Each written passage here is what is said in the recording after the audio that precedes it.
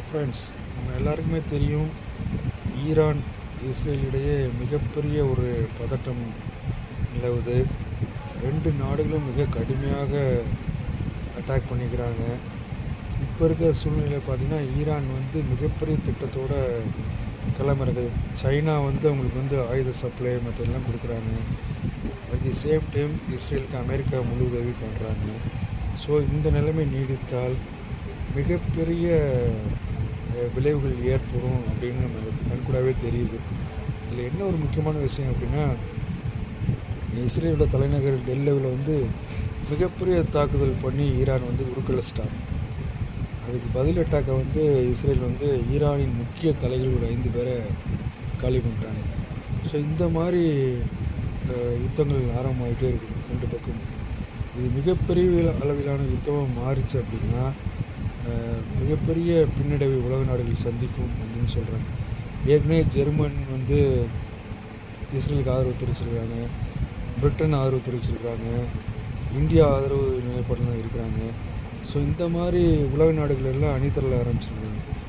ஒருவேளை ஈரானிலிருந்து அணு ஆயுத தாக்குதல் இஸ்ரேல் நடத்தப்பட்டாலோ, இல்லை ஈரான் அணு ஆயுத தயாரிப்பை நிறுத்தவில்லை என்றாலோ, ஈரான் மேலே மிகப்பெரிய பதிலடி அமெரிக்கா உட்பட நாடுகள் இஸ்ரேலோடு சேர்ந்து கொடுப்பாங்க அப்படின்னு சொல்லிக்கிறாங்க.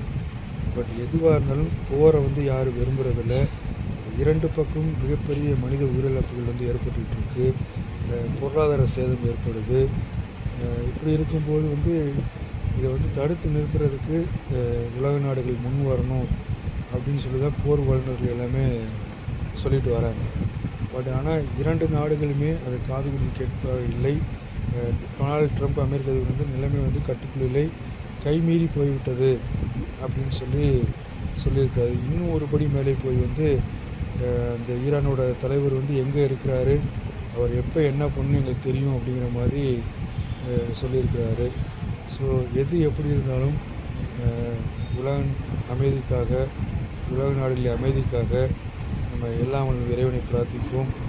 எங்கே உயிர் போனாலும் அது மனித உயிர் தான். அதனால் எல்லாம் இறைவனை பிரார்த்திப்போம். உலகம் இன்னும் சமாதானம் மேலோங்க எல்லாம் இறைவனை பிரார்த்தித்து விடைபெறுகிறேன். நன்றி, வணக்கம்.